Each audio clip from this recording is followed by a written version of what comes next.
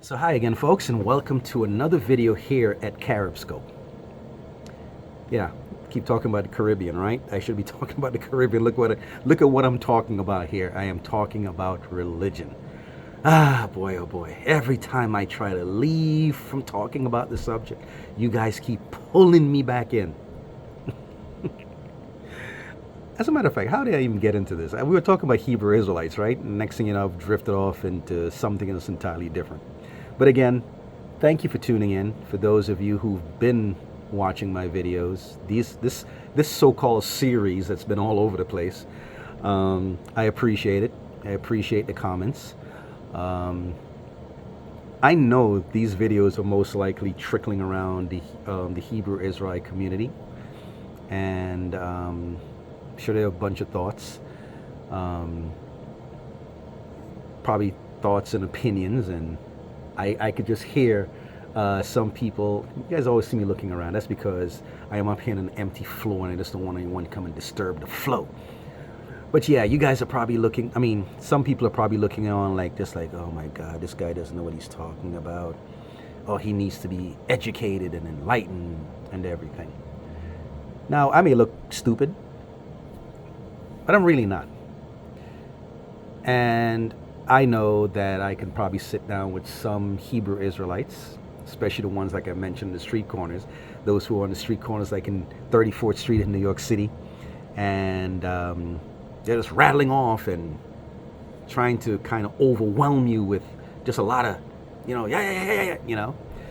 But when you sit back down and you sit down and parse through the facts and everything like that, you sometimes realize that the whole precedent sometimes is completely off.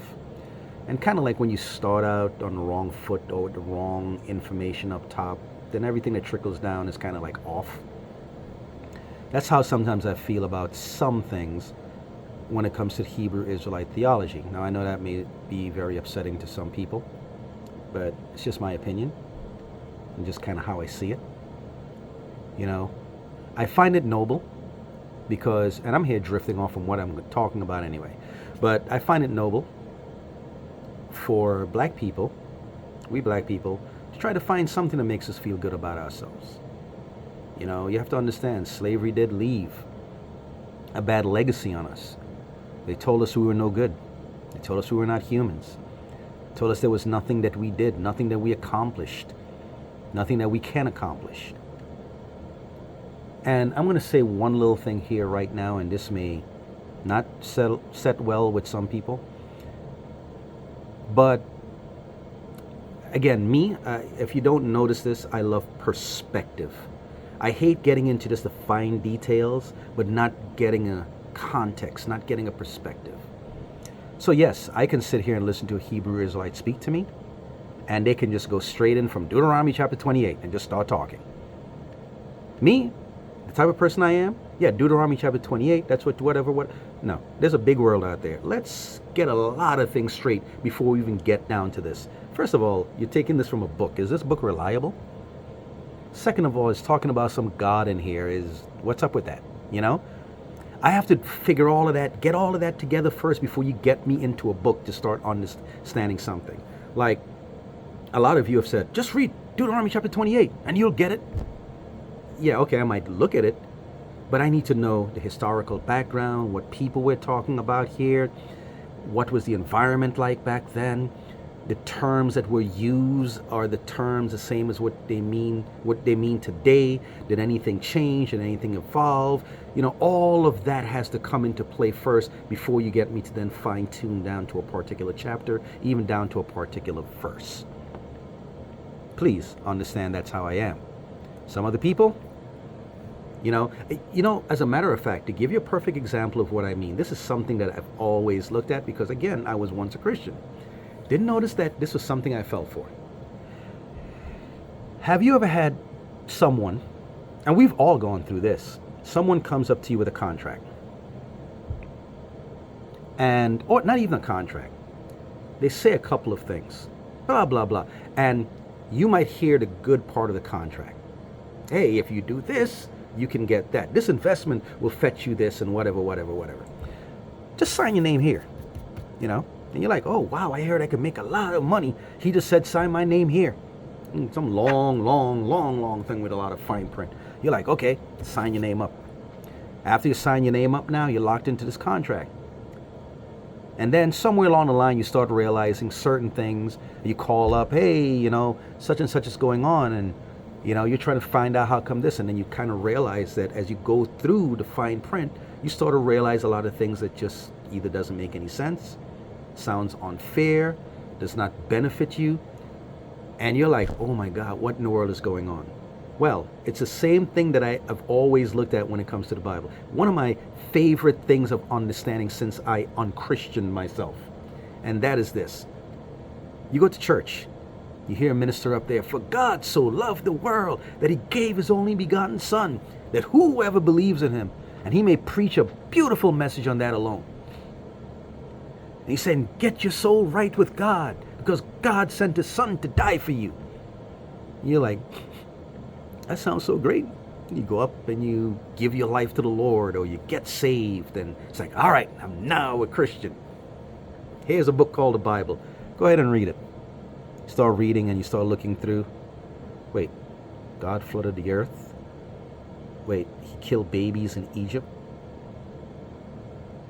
What? He told his people to massacre who?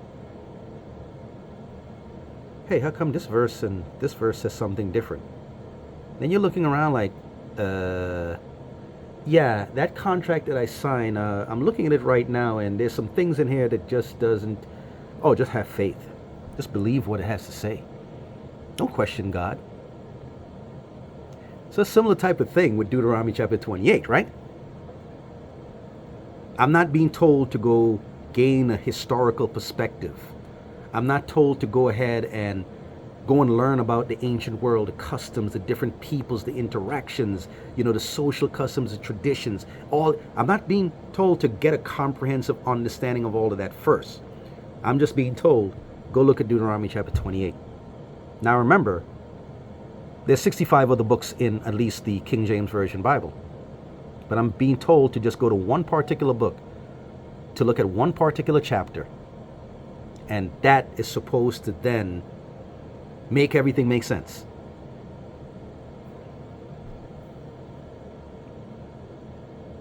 No, I got to read the whole fine print. And we don't really do it like that. People don't go ahead and read. Very few people I've ever heard read the whole Bible through, and then at the end, yeah, I think I'm going to accept this. So usually they accept it based on tidbits of something they heard, a nice message. Someone came up and gave a nice little testimony about what the Lord did for them. And you feel the urge, like, hey, I think I want that too.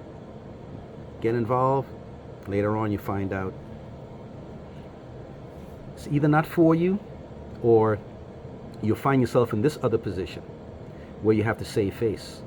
You know there are things in there that makes you uncomfortable. You know there are things that seems contradictory. You know there are things that are irreconcilable.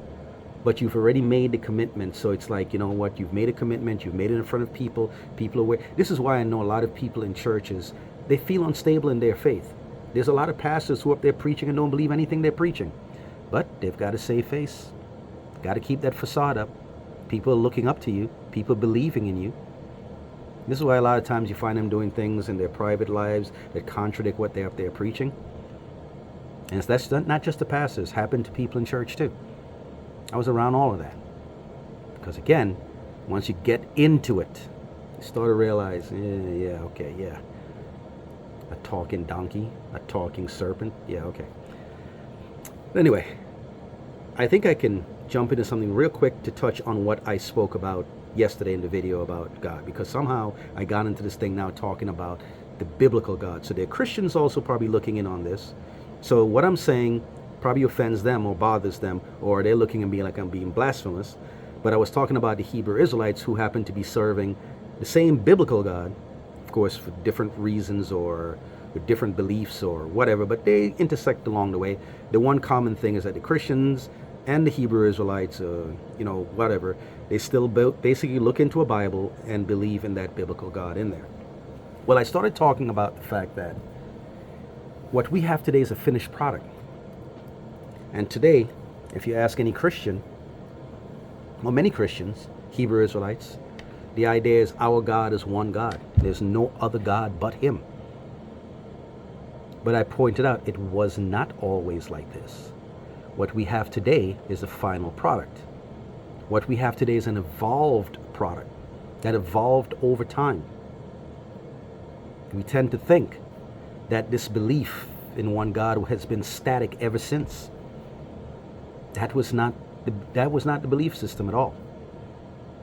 And you have to understand that the scribes and writers who wrote the stories well after the fact, they try their best to write that narrative of one singular powerful God, that the God of Israel was always the one true God of the universe, who created everything that we see. Again, according to the Bible. Again, I always say reality is a different thing. But it wasn't always that way.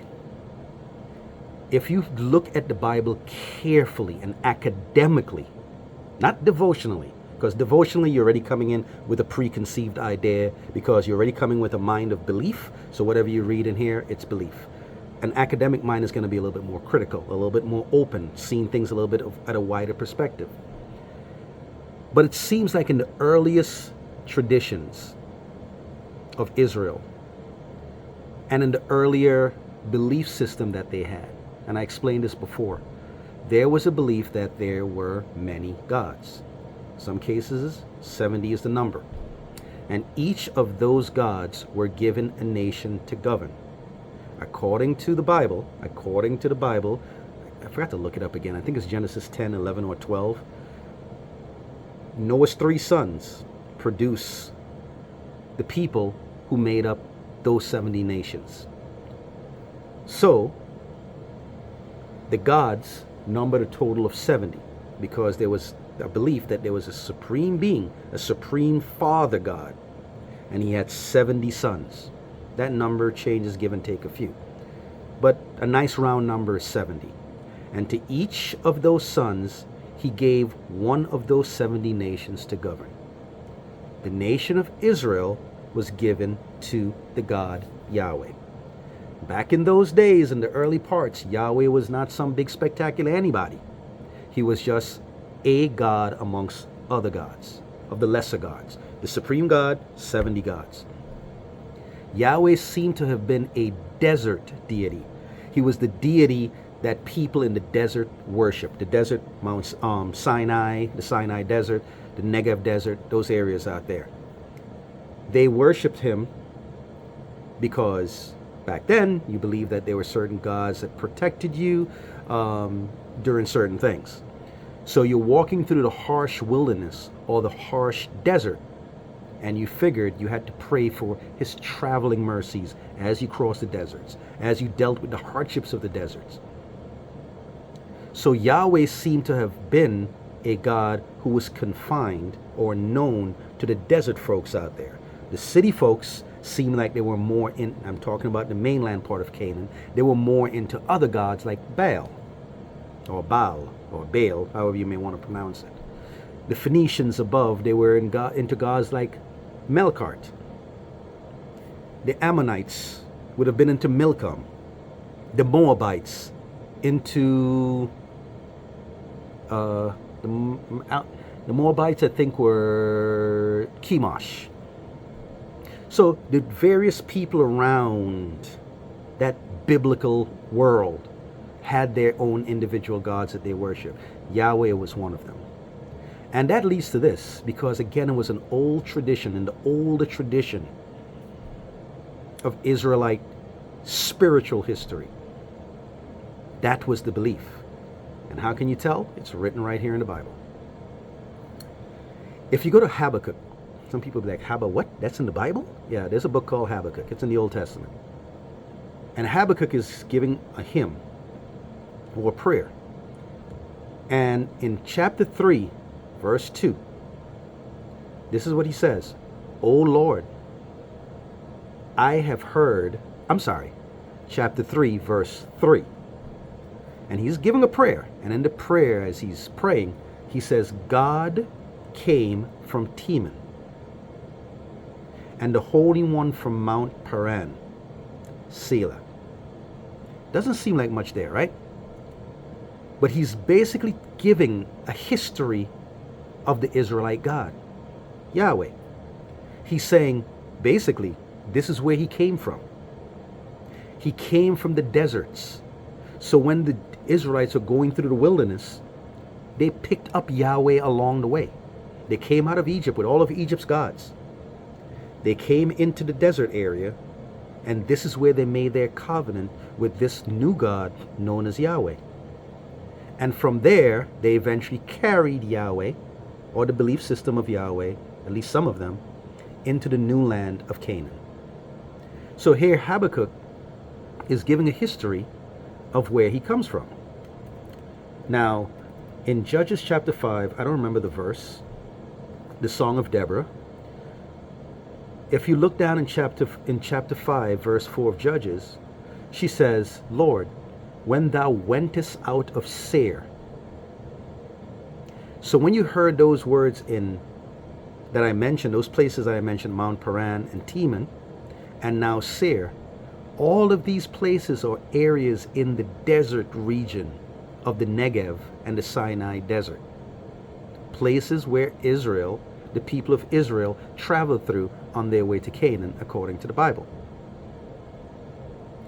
So what is being said here is that the God we're worshiping, because now these people are in the established land of Israel, the established land of Judah. Deborah, when in her song, Habakkuk in his prayer, they're giving somewhat of a history. Hey, our God came from the desert areas and he came here. So you see how it went? The gods traveled with the people. So you could tell it was up here. It wasn't a reality. So as the people migrated, they brought their God with them. So as the Israelites came through the wilderness, through the desert, they brought Yahweh with them.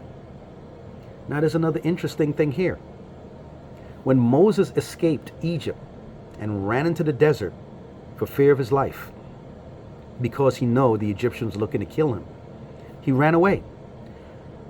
When he got there, he ran into the daughters of a priest, a local priest. That priest was a priest of Yahweh. A priest of Yahweh out in the desert before there was an Israel, before there was a country known as Israel, before there was a land or kingdom known as Israel. That tells you that Yahweh was already known in the desert areas. So Moses doesn't know anything about Yahweh, don't know anything about any of that. In Egypt, growing up in Egyptian customs, runs off to the desert. And how long was he living with that priest because he married one of his daughters? For 40 years.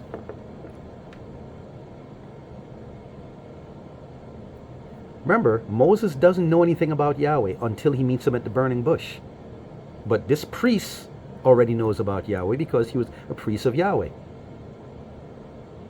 Do you think that priest Jethro had an influence on Moses over those 40 years? Had an influence over the Israel, what was the emerging, developing Israelite religion? What do you think happened there? And then we read about Jethro. I keep saying throw like he's Spanish. Jethro. You can see his influence on Moses even later on, because as Moses brought the people out and brought them up, Jethro meets him again and even gives Moses some wise advice. But Jethro was from a group of people known as the Kenites, who were like a subgroup of the Midianites, I guess, or they intermarried with the Midianites. Remember, Midian was one of the sons of Abraham. And the Midianites, or the Kenites, seem to have assimilated into the southern tribe that's closest to the desert, that southern tribe being Judah, and of course Simeon and Benjamin. And they assimilated into that tribe because of the friendly relations that they had from even previous time when Moses was around, or allegedly around. So again, it seems as though, and it's consistent with archaeology, it's consistent with the academic research. Forget about the devotional part. Sure, you can do all of that. But it seems to be consistent with the idea that there were many gods within that region.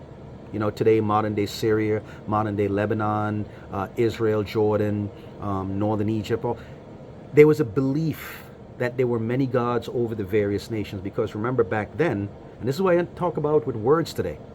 You know, Hebrew Israelites may read in the book of Deuteronomy and hear words like spread to the far ends of the earth and whatever. Have to understand, back in those days when those people talk about the world was just from like Persia, which we call Iran today, to maybe as far east as maybe Greece.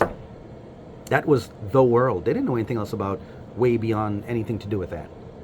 But that was the world that these people lived in, and they believed that 70 gods controlled 70 nations. And there was a father god above these 70 gods who controlled these 70 nations.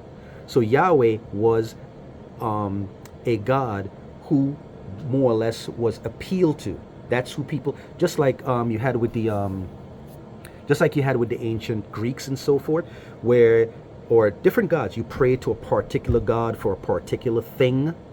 Well, the desert people, the nomads, the people who lived in the desert, they looked to Yahweh. So Yahweh was just basically a local, tribal, desert deity. He wasn't the God of the universe. He wasn't that. He was just another god, a brother, a sister of the other gods. But as we read through the Bible, the concept of Yahweh, it kept evolving. It evolved. It evolved. All of the other peoples we read of in the Bible, they basically faded away in the dustbin of history. The Israelites, down into the Jews, survived. And fortunately for them, when they went to Babylon, they were there for 70 years. Cyrus the Great came along, Persia, delivered them from the Babylonians. And he did a very, very key thing, because it was significant in the history of the Israelites, or the history of the Jews. He did not, unlike Nebuchadnezzar and the Assyrians, he did not go to the Jews and say, give me your religion. I don't want you having that. Accept our religion. No. He told them, keep your religion. In fact, go back and build your temple. I'll help you rebuild it. I'll underwrite it. Go back and take care of that. Keep your religion. Now remember, the Jews were under the Persian Empire for 175 years. 175 years of you being able to just live your life the way that you want to. You have freedom to live your life, to worship whatever you want to. And it's during that time, Judaism, modern Judaism. So a lot of scholars do it like this. There was the early Israelite religion. Bam, you hit Persia, and all of a sudden, now you have Judaism. And that's when Judaism began to formulate into what carried over into the New Testament times. So the concept of Yahweh evolved over time.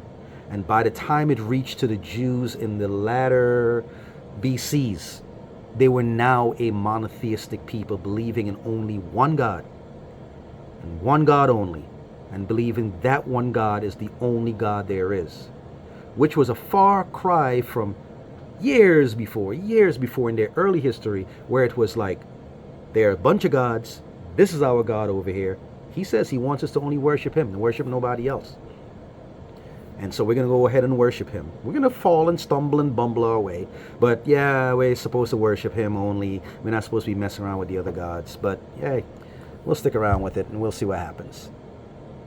Of course, it didn't bode well for them, because they never lived up to what they were supposed to do. The supposed covenant they had to serve only him alone.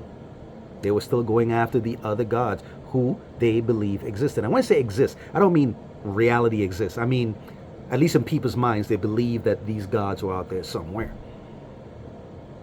The Israelites also believe that. Oh, well, that's your God over there. That's your God over there. We're sworn to just this one God right here. His name is Yahweh. It went from, you have your gods. We have our God. He's the only God. Well, you have your God. We have our God. Two, well, our God is better than your God, you know. You know that, right? Our God is better than your God. Yes? Yeah, our God is better than your God. Come to think of it, not only is he better than your God, he's higher than your God. He's higher than all the other gods. He's the best there is. Two, wait a minute, those other gods don't exist. Our God is the only God there is. And what we're going to do, we're going to pass this on to Christianity. That's going to follow behind us. And we're going to pass it over to Islam. And we're going to become the monotheistic faiths. where we believe in only one God. There might be a Jesus thrown in there here and there, but we only believe in one God. So all these years later, that's still the belief right now. So you cannot take what you believe now, because that was a refined product over the millennia, and then turn around now and try to shove it back into the early parts of the Bible where that was not the belief. That was not the understanding. But that's what people try to do. So when you go with that kind of reading and you try to force it back, things start to become contradictory. You come across contradictory passages, like what I just read. Other gods, sons of God. Like, what? What is that? Where is that coming from? That's that. Well, guess what? Because you're reading the Bible, you're thinking it's written like in a thread. Like I mentioned before in one of my videos, you're reading it horizontally, thinking it's like a story with a theme where it's the beginning, a plot in the middle, and the end. No. You're going to read through the Bible, and you're going to realize that different books, you could see the hands of different writers who may have believed different things. It may have been different cults, because there was a cult of El, there was a cult of Baal, there was a cult of Yahweh, and all this, and you see all of that bleeding through the early scriptures in the Bible. But by the time you get to the New Testament, by the time you get to the latter Old Testament, it's a foregone conclusion that Yahweh now is the God of the universe. There are no other gods that exist but Him. Well, I'm running late, so I have to abruptly end this video. But I hope you got something out of this, and I hope some of this made some sense. Of course, as I said before, you can always go look up the stuff that I say. I don't have all the sources. I'm not flashing anything on the screen. Go and look it up for yourself. You can read it for yourself. If you're going to be honest with yourself, I think you might see things a little bit different. I'm not here to lie to anyone. This is just what I've read. This is what I've known. And because I came with somewhat of a background of understanding biblical history again, and understanding the biblical world, because the other thing that I'm into is history, and having somewhat of an academic understanding of certain things, it made it easier. Because you see, when I go this route, it makes it much more interesting. When you go with the reality route, it's like, wow, that was pretty clever. That's really interesting. Oh, so now I understand why this. Now I see why that. Now, when you go with the devotional part, you're going with a belief already, so your brain is steeled within like blinders, like evidence is over here, evidence is over there. It's like, no, I don't want to see that because I'm just looking here, I have this belief, and this is all I see. Evidence? No, I don't want to hear about that. This is what I see. This is what I believe. And because I already believe this, I'm coming in here looking for things to support my belief, instead of the other way around. Instead of getting the evidence and then building a belief off of that. It's like, I already have a belief.